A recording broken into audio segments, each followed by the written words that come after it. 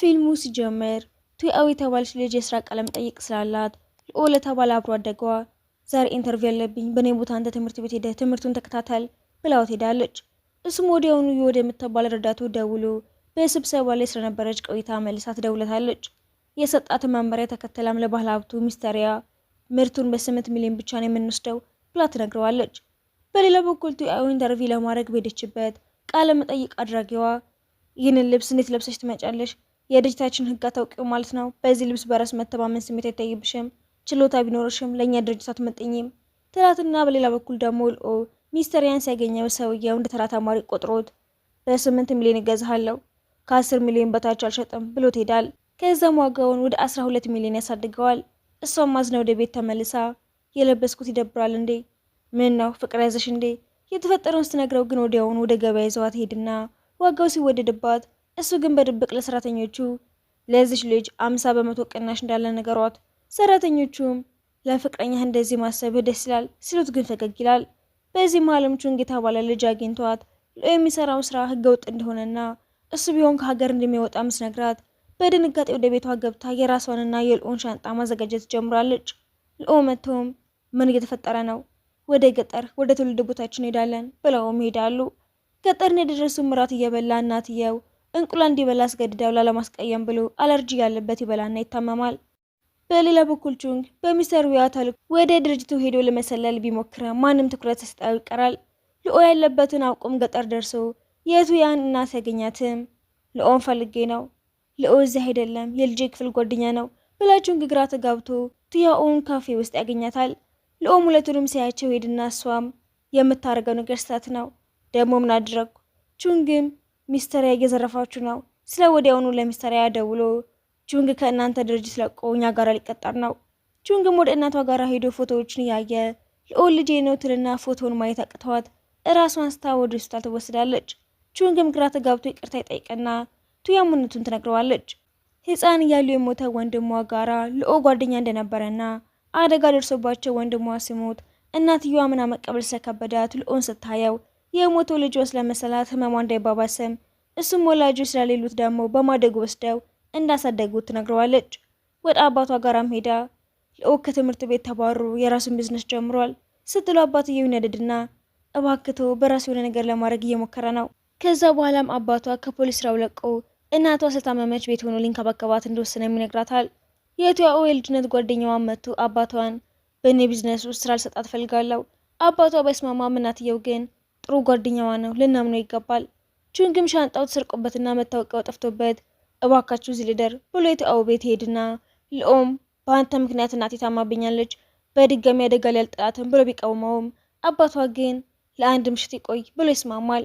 ጓደኛዋ ደግሞ ለቱያኦ ደውሎ በጣም ጉበዝ ስለሆንሽ ኢንተርቪው ያስፈልግሽም ስራ ጀምረሻል ብሎ በስራው ደስታ ምክንያት ግብዣ ያዘጋጃሉ። ቱያኦ ለስቃት ሲሞክርም ልኦ ከሩቅ ሆኖ በቅናት ያቸዋል።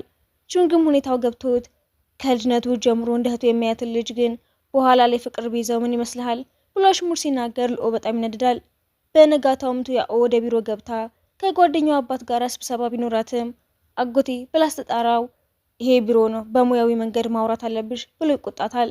ስራዋን በሚገባ ባለመስራቷ ይነድድናም እንዴት እንደሚሰራ አላስተማራችኋትም? መስራት የማይችል ለምን ትቀጥራላችሁ? የስራ ባልደረባም ትጮህባታለች። በዚህ ማለም ጓደኛዋ ግን የድርጅቱ ዋና ኃላፊ ስለነበረ አበባ ይዞ መጥቶ በሰው ሁሉ ፊት የፍቅር ጥያቄ ሲያቀርብላት እሷ ግን በድንጋጤ ወደ ጎን ትወስደውና ችግር አታብዛብኝ አቁም በቃ ወደ ቤት ተመልሳም ለልኦ የጓደኛዬ ባህሪ ከጊዜ ወደ ጊዜ ተቀያየር አስቸገረኝ ስትለው እሱም ሄዶ ይነግረውና ጓደኛዋም ወደ ስራ ባልደረባዋ ሄዶ እሷም እኔ ቱያኦን አላዋርድኳትም ስትል ይቅርታ ጠይቋትም እሷን ወዳታለሁ ሚስቴም እንድትሆን እፈልጋለሁ ትናንት በድርጅቱ ያደረግኩት ልክ እንዳልሆነም ገብቶኛል።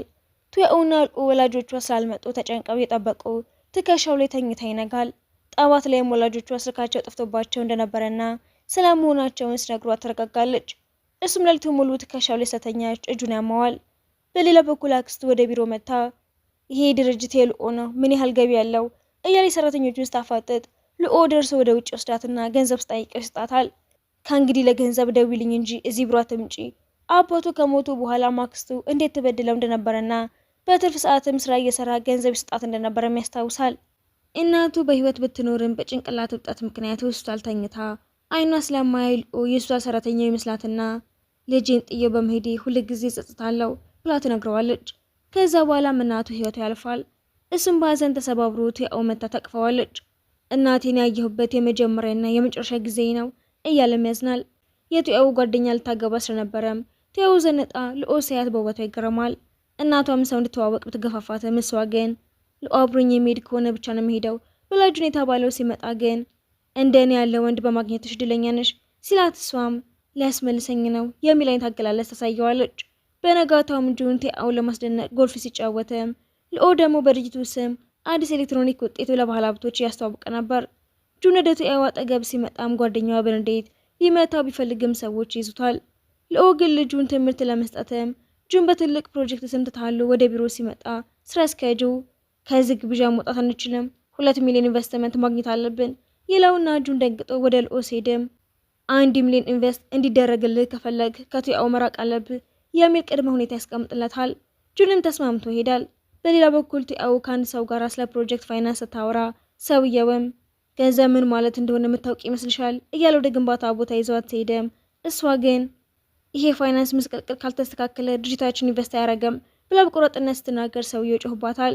ጓደኛዋም ደርሶ በሴት ልጅ ላይ መጮህ አልነበረብህም ብሎ ሲመታው ስም ይጎዳል። ሰውየውም ይቅርታ ከጮኩ ኢንቨስትመንቱን የማገኝ መስሎኝ ነበር።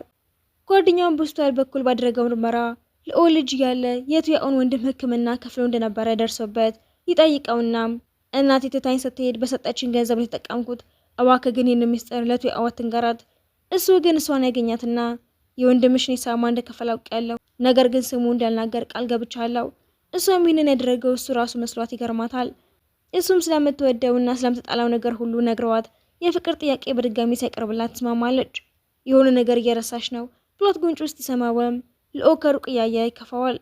በድርጅቱ በኩል ሚስታሪያ የልኦን ፕሮጀክት ሰርቆ ለሌላ ሰው መሸጡ ሲሰማ ቹንግም አሁኑን ሄጄ ያሳየዋለሁ ሲል የጓደኛው አባት ግን ትርፍ በሌለው ቦታ ኢንቨስት አላድርግም ብሎ ልኦን ለመርዳት ፈቃደኛ ሳይሆን ይቀራል። በዚህ መሀልም ሹን የተባለ ባለሀብት ለልኦ ድርጅት ኢንቨስት ለማድረግ ይመጣል። ያኔም ልኦ ልጅ እያለ ከቱያኦ ወንድም ጋራ ወደ ትምህርት ቤት ሲሄዱ የሹን ሞተር ብስክሌትን አይታ ወንድሟ ይህንን ብስክሌት መንዳት ፈልጋለሁ ሲል ልኦ ግን እኔ መኪና ገዝቼ ቤተሰቦቻችሁን በሙሉ መጫን የምፈልገው ብሎት ነበር። ሹ ልጆቹን ሞተሩን ይጠብቁለት ትቷቸው ሲሄድም ጉልበተኞች መጥተው ሊሰርቁባቸው ሲሉ ልጆቹ ሲከላከሉ ሰዎቹ ይደበድባቸውና ሹን ደርሶ ሊረዳቸው ይሞክራል። ፖሊሶች ግን መጥተው ሹንንም ጭምር ጸብ በመፍጠር ይዘውት ሄዳሉ እና ልኦ ሞተሩ አጠገበም ቁጭ ብለው ሲጠባበቁ ያመሻሉ። አሁን ላይም ሹንን በልጅነቱ ሞተር ሳይክሉን ጠብቆለት የነበረውን ያንን ታማኝ ልጅ በማግኘቱ ደስ ይለዋል። የሹን እህት ዳንም ወደ ልኦ መታ ልክ በልጅነት የቫዮሊን ጨዋታ እንደምትሰማ ሁሉ ነገም ወደ ኮንሰርት የመተ እንድትሰማኝ ፈልጋለሁ ብላ አስተጋብዘው መሄድ ባይፈልግም ይስማማል። በሌላ በኩል የቱያኦ ጓደኛ ከጓደኞቻቸው ጋር ምግብ እየበሉ እሷንም ሁል ጊዜ አንቺን ፍቅረኛ እያልኩኝ ነው የምጠራሽ፣ አንቺ ግን እንደዛ አትጠሪኝም ብሎ ቅሬታውን ሲነግራት በሰው ሁሉ ፊት ጉንጩን ትስመዋለች። ልኦም ይህን ሳይ ልቡ ተሰብሮ አካባቢው ለቅ ይወጣል። ጓደኛዋን ቤቷ ሄዶ ከእናቷ ጋር ሲገናኝ እናትየው አንተ የልጄ ጓደኛ ልኦ ነህ አይደል ብላ ስጠይቀው የእናትየውን ህመም ስለሚያውቅ ልኦ ወደ ውጭ ሀገር ሄዷል ብሎ ያሻል። ልኦም ለቤተሰቦቿ ያለውን ፍቅር ለማሳየት ልዩ ሰዓት ሰርቶ ለቹንግ ሲያሳየው ቹንግም ለዚህ ቤተሰብ በጣም ብዙ ያረክ ነው፣ ህይወትህ ሙሉ ለእነሱ ሰጥተኸዋል። ሰው በልጅነቱ ያጣውን ነገር ካደገ በኋላ ለማግኘት ይሮጣል። እኔ እናቴን ስላጣሁ ለዚህ ቤተሰብ ሁሉንም አረጋለሁ። በሌላ በኩል ጓደኛዋ ለእናቷ እኔ እና ቱያኦ ፍቅረኛሞች ነን ብሎ ሲናገር እናትየው ደስ ይላታል። ጓደኛው ልኦ ስለመሰላት አባት በልጅነት ሞቷል አይደለ ሲሉት እሱም ጣልቃ ገብቶ ከአባቱ ሞት በኋላ እናቱ ሌላ ትዳር መስርታ ነበር ብሎ በፈገግታ ቢመልስም ውስጡ ግን ይጎዳል። የልኦ ድርጅት እንዲገዛ የጓደኛው አባት ቱያኦ ልኳትም ባትፈልግም ድርጅትን በ5 ሚሊዮን ሊገዛ ይፈልጋል ብላ ለልኦ ስትነግረው ሌሎች ባልደረቦች ስለከሰርን ምንም ከማጣት 5 ሚሊዮኑን ብንቀበል ይሻላል ቢሉም እሱ ግን መጀመሪያ ሳይስማማ ይቀራል። ጓደኛዋም ይህንን ድርጅት ካልሸጥከው ቱያኦ ከስራ ትባራለች፣ አባቴ በመካከላቸው ያለን ግንኙነት እንዲቋረጥ ያደርገዋል ስለ ቱያኦ ሲል ለመሸጥ ይስማማል። ጓደኛዋም ለእነሱ ብዙ አድርገሃል፣ አሁን ግን በራስ ስራ ላይ አተኩር። በድርጅቱ ውስጥ መረጃ አሳልፎ የሚሰጥ ሰላይ መኖሩ ሲታወቅ የአንዱ ሰራተኛ ስልክ በድምጽ ሲሰማ ሚስተሪያ መረጃ እንዲሰጣውና 2 ሚሊዮን እንደሚከፍለው ሲያስማማው ሰምተው እሱም እኔም ህልም አለኝ ገንዘብ ማግኘት አለብኝ ብሎ ጥፋቱን ያምናል። ልኦም ከስራ ያባረዋል። ድርጅቱንም ሸጦ ቤት ይከራይና ለቱያኦ ቤተሰብም ሌላ ቤት ተከራይቻለሁ ልወጣ ነው ሲል እናትየው ደስ ባይላትም አባትየው ግን ሁኔታውን ተረድቶ ይደግፈዋል። ዳንም ለልኦ ምግብ እየሰራች የእንቁላል አለርጂ እንዳለበት ቢናገርም ከበላ በኋላ ግን አለርጂው ይነሳበታል። እሷም የገዛችውን ኑድልስ ስታጣራ እንቁላል እንዳለበት አይታ ወደ ሆስፒታል ትወስደዋለች። ሐኪሙም ቱያኦን አለርጂ እንዳለበት እያወቃችሁ ለምን ጥንቃቄ አላደረጋችሁም? ዳንም ለቱያው ይቅርታ ለመጠየቅ ብትሞክርም እሷ ግን በቅናት አሁን ለሱ ማስፈልገው እኔ ነኝ። ዳንን ችላ ብላም ወደ ልኦ ስትሄድም እራሱን ስቶ ስለነበረ ቱያው መምጣቷን ሳያውቅ ይቀራል። በኋላ ላይም ዳን ለልኦ እኔ እወድሃለሁ፣ ያን ቀን ቱያው ልታይ መታ ስትሄድ አንተ ስሟን ብቻ ነበር የምትጠራው። ቱያው መታ ነበር፣ ለምን ቀድመሽ አልነገርሽኝም? ይቅርታ አድርጊልኝ፣ ግን እኔ ያንቺን ፍቅር መቀበል አልችልም ይላትና የልቡ ለቱያው ሊነግራት ወደ ቤት ቢመጣም ጓደኛዋ ቀድሞት ግን የጋብቻ ጥያቄ ያቀርቦላት እሷም ተስማምታ ነበር። እሱም እኔ እወድሻለሁ ሲላትም ቀለበቷን እየደበቀች አውቄ ነበር ግንኙነታችን እንዳይበላሽ ብዬ ዝም አልኩኝ። አሁን ግን አይቻልም፣ ጓደኛዬ ላገባው ነው። በሌላ በኩል የጓደኛዋ አባት ድርጅቱ ውስጥ ትልቅ ችግር ተፈጥሮ ለቱያው ወደ ውጭ ሄደሽ ብትሰር ይሻላል ቢሏትም እሷ ግን ቤተሰቦቼን ትቼ መሄድ አልችልም። ልኦም በድጋሜ ወደ እሷ ቤት ለመኖር ሲመለስ ጓደኛዋ ይቀናል። አባቱን በድንገት ታሞ ሆስፒታል ሲገባ ለቱያኦም የኔን ቦታ ተረክበሽ ሁሉንም ወረቀቶች ፈርሚ ቢላትም እና ሚስተሪያ ግን በፋይናንስ በኩል የተበላሸውን ሂሳብ ሁሉ በቱያኦ ላይ ለማሳበብ ይሄ ሁሉ ስህተት የተፈጠረው በቱያኦ ምክንያት ነው ብለው በቦርድ አባላት ስብሰባ ላይ ይናገራሉ። እሷም እኔ ፋይሎችን አረጋግጬ የፈረምኩት አንቺ ካልሆንሽ አለቃሽ ያላንቺ እውቅና ሂሳቡን ቀይሮታል ማለት ነው እያሉ ሲያፈጠዋት፣ ጓደኛዋ ደግሞ አባቱ ሊሞቱ እንደሆነ ሲረዳ ሊረዳት ቢፈልግም እናቱና አባቱ አሁኑኑ ወደ አውሮፕላን ማረፊያ መሄድ አለብህ ከቱያው ጋር አትገናኝ ብለው ያስገድዱታል። እሷም ስልኳ ተነጥቆ ምርመራ የተደረገባት፣ ጉልበተኞች ደግሞ መጥተው የጓደኛው አባት ያለበትን እንድትነግራቸው ያስጨንቋታል። ልኦ ደርሶ በጀግንነት ይከላከላትና በደረሰበት ከፍተኛ ድብደባ ምክንያት ግን እራሱን ስቶ ወደ ኮማ ይገባል። እሷም የሆስፒታል ሂሳብ ለመክፈል የ2 ወር ደመወዟን ቅድመ ክፍያ ብትጠይቅም ከስራ ተባረሻል ተብሎ ይነግራታል። ወደ ጓደኛዋ ብትደውልም ስልኩ ሳይሰራላት ይቀራል። በዚህ መሀልም እናቷ ያለፉትን 2 ቀናትን የተፈጠረውን በሙሉ በመርሳቷ አባቷም ልኦ ሌላ ከተማ ለትምህርት ሄዷል ብሎሻትና ለቱያኦም ይሄ ገንዘብ ለሰርግሽ የተቀመጠ ነበር፣ ነገር ግን ልኦ ለእኛ ቤተሰብ ብዙ ነገር ሳደረገ ለሕክምናው ተጠቃሚበት። ሆስፒታል ስትሄድ ግን ዳን ቀድማ ክፍያው እንደከፈለችው ትሰማለች። አመሰግናለሁ፣ ግን ይሄ እንደ ብድር ቁጣሪው ሌላ ውለት አልፈልግም።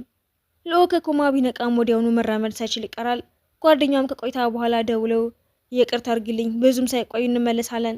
አሁን የምትናገረው ነገር ምንም ትርጉም የለውም። እኔ ምርመራ ሲደረግብኝ ከስራ ስባረርና የድርጅቱ ባለዳዎች ልኦን ደብድበው መራመድ እስከማይችል ሲያደርጉት አንተ የት ነበርክ ብላ በንዴት ትዘጋበታለች። አባቱም ህይወት ያልፋል። ልኦ ደግሞ አካላዊ ማገገሚያ ለማድረግ ፈቃደኛ ባለመሆኑ ዳን ተጨንቃ ለቱያኦ እባክሽ አንቺ አናግሪው፣ አንቺን ስለሚወድሽ ያንቺን ቃል ይሰማል። ልኦም ከሆስፒታል ወጥቶ ወደ ቤት ለመሄድ ቢሞክርም መሬት ላይ ይወድቅና ቹንግም ሊረዳው ሲመጣ ለቱያኦ ቤተሰብ ሸክም መሆን አልፈልግም እያለ ይነግረዋል። ቱያኦም ወደ ክፍሉ ገብታ ቹንግን ካስወጣችው በኋላ ያኔ ፍቅር ጥያቄ ስታቀርብልኝ ለምን እንዳልተቀበልኩ ታውቃለህ? አሁን ግን ጠይቀሃለሁ፣ ሙሉ ህይወታችንን አብረን ማሳለፍ እንችላለን። እሱም በጥርጣሬ ይህንን የምታረጊው ስላሳዘንኩሽ ነው። በጭራሽ፣ ሁልጊዜም እንደጠንካራና ኃላፊነት እንደሚሰማ ወንድ ነው ማውቅህ። የጋብቻ ጥያቄ እስክታቀርብልኝ ድረስ ጠብቀሃለሁ። እስከ ድሮ እስከሆን ድረስ ጥቂት ጊዜ ስጭኝ እሺ? ብቻ አንተ ከኔ አትራቅ። ቹንግ ሁሉንም ከሩቅ አይቶም ደስ ይለዋል። ልኦም ያለውን ፍቅር በይፋ ከገለጸ በኋላ ቹንግ ደግሞ ለሚወዳት ሴት ፍቅሮ ለመግለጽ አንድ እቅድ አለኝ፣ ጊዜው ሲደርስ ተግባራዊ ያደርገዋለሁ ብሎ ለባልደረቦቹ ይናገራል። በሌላ በኩል ጓደኛው አባቱ በመሞቱ በድርጅቱ ውስጥ የተፈጠረው ቀውስ ተጠያቂዋ ቱያኦ ናት። ደግሞም አሁን ወደ ተቀናቃኛችሁ ልኦ ድርጅት ሄዳለች በማለት ይናድዳል። ዳን ወደ ውጭ ሀገር ልትሄድ ስለሆነ የሚያስነብት ግብዣ አዘጋጅታ ልኦና ቱያኦ በመንገድ ላይ ያሉም ጓደኛዋ ከፊታቸው ተገትረው ጸብ ይጀምራል። ልኦ ብቻውን አግኝቶትም ከዚህ በፊት በአንተ ምክንያት ቱያኦ ብስ ሰቃይታለች፣ ከእንግዲህ ግን አትረብሻት ሲለውም ከልጅነቴ ጀምሮ እሷን ስከታተል አንተና እሷ እንደ እህትና ወንድም እየመሰላችሁ አታለላችሁኝ ብሎ ሲመታው ቱያኦ ደርሳ ታስቆመዋለች።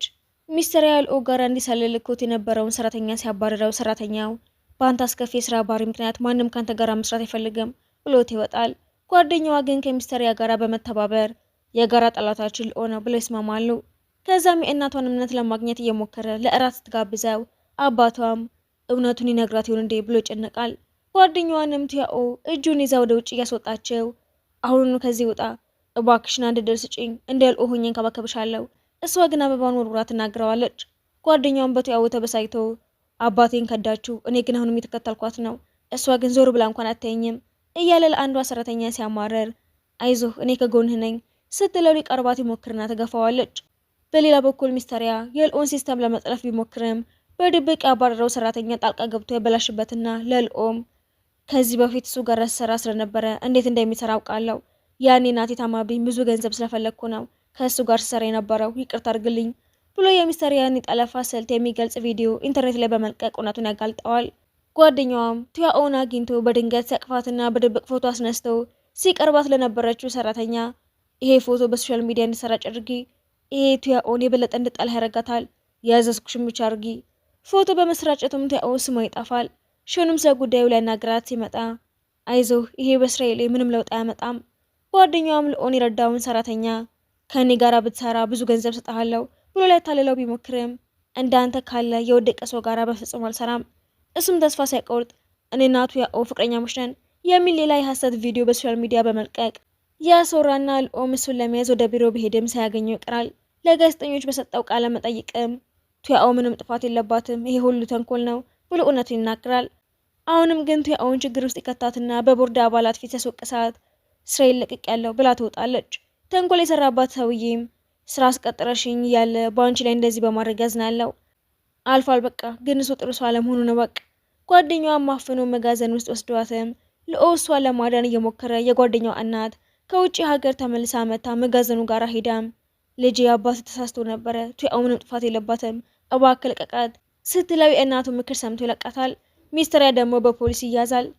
የቱያኦ አባት ደግሞ በመንገድ ላይ ሌባ ሲያባርሩ በጩቤ ተወግቶ ሆስፒታል ይገቡና ልኦንና ቱያኦን የእናንተን ሰርግ ለማየት ባለመቻል ያዝናለሁ ይቅርታ ብሎ ህይወቱ ያልፋል። ከጥቂት ዓመታት በኋላም ቱያኦ በአባቷ መቃብር ፊት ቆማ አባዬ በጣም ናፍቀህናል፣ እናቴን ግን በሚገባ እየተንከባከብናት ነው። ልኦም ደማቅ የሆነ ሰርግ አዘጋጅቼልሻለሁ፣ እስከዚያው ድረስ ጠብቂኝ ትችያለሽ ይላትና በፍቅርና በፈገግታ ስትስማማ ፊልሙ ይጠናቀቃል።